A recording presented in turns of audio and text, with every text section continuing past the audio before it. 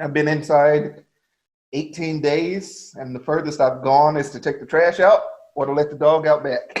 And that's it. I haven't been messing with anybody. So, you start to get a little bit of cabin fever after a bit.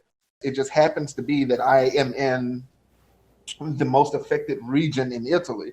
So half of the infected and half of the deaths, give or take, have been just in this region for the whole country. What do you think the long-term effects on this period are going to be?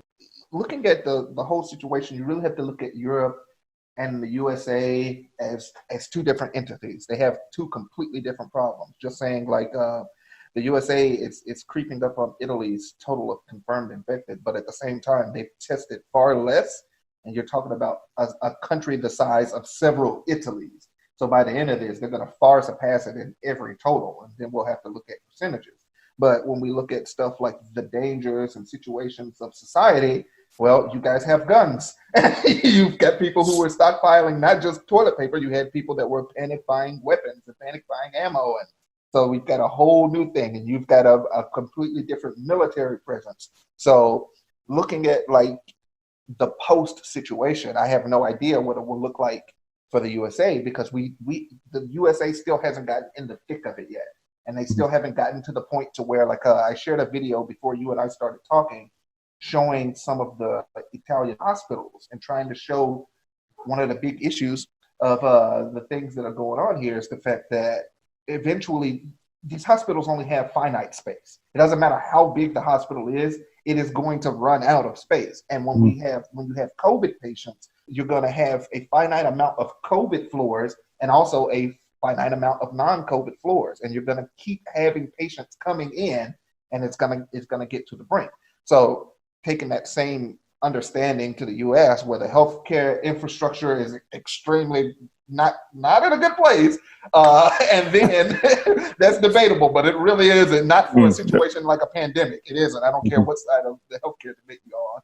It's tricky because I don't know, for instance, what will happen once things get bad. What will the military's objectives be? What will be happening? You just don't know till things happen, and you also don't know what the people will do. We even had people early on that were breaking quarantine, breaking curfews and stuff until they realized how serious this was. And in the States, we've seen people partying in Florida and going to Trapped concerts and all these terrible things. So for now, I don't know. I think once it's all done worldwide, like I said in our brief talk, I think we're going to be looking at a social anxiety unlike anything we've ever seen.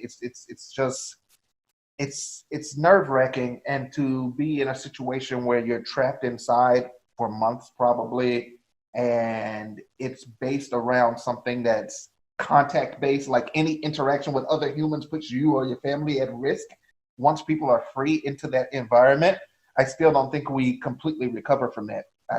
Too many people underestimated it too early on, and now that the seriousness of it is coming to light, I think there's a lot to be dealt with that. It's just all these different levels of responsibility and guilt and fear and anxiety that I think we're going to have to deal with. And then from an infrastructure and economic standpoint, it could be even worse. Restaurants that haven't operated in 4, 5, 6 months, you need cooks, you need food supply. Like, you've got these farms that may not have been able to export. Maybe they only export exclusively to restaurants or the restaurant industry.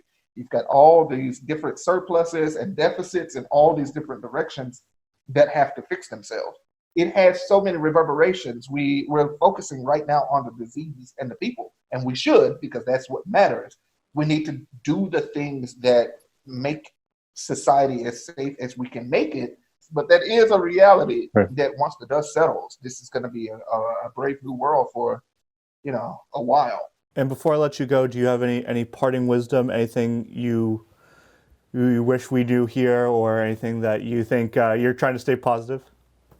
I mean, there's got all these different things that you have to keep being mindful of, and you have to have a selfless mentality, because it's not so much about you, especially people in my age group. It's been a big meme. Oh, it's about older people and stuff. But now we're seeing younger people die from it. We're seeing younger people get it and die. But even beyond that, I like old people too. I'd like them to live if you don't Right. mind. Plus, do you even want that on your conscience? Even if you don't have any old people in your life, how would you feel, knowing that you were in some direct or indirect way responsible for the death of somebody due to some selfish stupidity? Right. Right.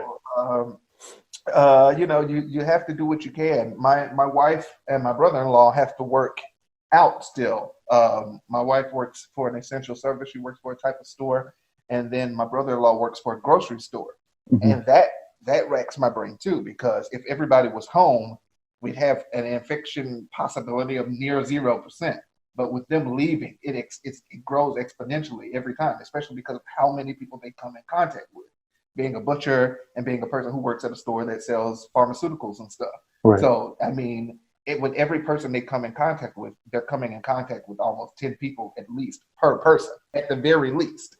So it just ups our odds. You try to stay positive. You try to find things to put your mind on, but Mm-hmm. make sure that you put your family and your future first, above your selfishness and all that stuff. I mean, everything's going to be out there for us eventually. We don't know when, but Jack Daniels, the party, the club, everything will be there again eventually. I think it's sad that we're so selfish that we can't live in a first world country with a fridge full of food and be safe from lions and bears and be happy with that.